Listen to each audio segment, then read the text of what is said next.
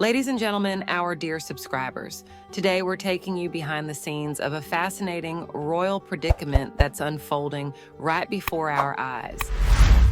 The delicate dance of diplomacy between Buckingham Palace and world leaders has taken an unexpected turn, revealing how our beloved royals navigate the choppy waters of international relations. Pour yourself a cup of tea and settle in. This is a story you simply won't want to miss. The unsettling spectacle of verbal warfare between Donald Trump and Ukrainian President Volodymyr Zelensky has placed Buckingham Palace in quite a predicament. As masters of diplomacy, champions of soft power rather than aggression, the royal family and their advisors are undoubtedly horrified by the extraordinary events that unfolded in the Oval Office. Ironically, this confrontation took place under the watchful gaze of Winston Churchill's bust. Our King Charles must surely believe that the wartime Prime Minister is turning in his grave alongside the King's late mother, Queen Elizabeth II, and grandfather, King George VI, two monarchs who exemplified the special relationship with America. This perhaps explains why the 76-year-old king is expected to receive President Zelensky for an official audience on Sunday, acting on government advice, a clear gesture of solidarity.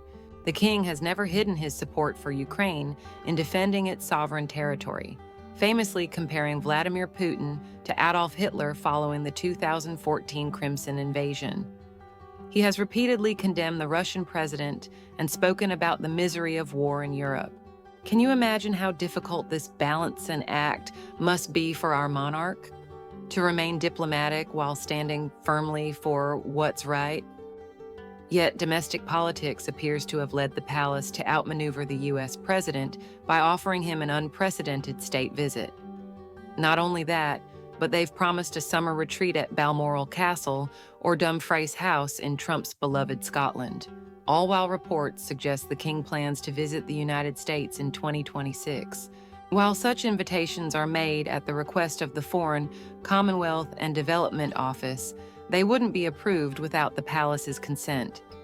This outpouring of royal hospitality followed an extremely successful meeting between the Prince of Wales and Mr. Trump after the reopening of Notre Dame Cathedral in December last year. Royal observers were surprised that the king delegated the first post-U.S. election meeting between the crown and the newly elected president to his son and heir, citing scheduling conflicts. The success of the 40-minute powwow, during which Prince William was praised for his diplomatic prowess, not least by Trump himself, who exclaimed, "He's doing a fantastic job," caused concern behind palace gates that the heir may have inadvertently stolen his father's thunder. Just between us, dear viewers, don't you wonder what was really discussed during those 40 minutes? The palace was also put in an awkward position when it had to deny suggestions that the king had snubbed Mr. Trump over disagreements on issues such as climate change. One of the commander-in-chief's first executive orders a month later withdrew the U.S. from the Paris Climate Agreement.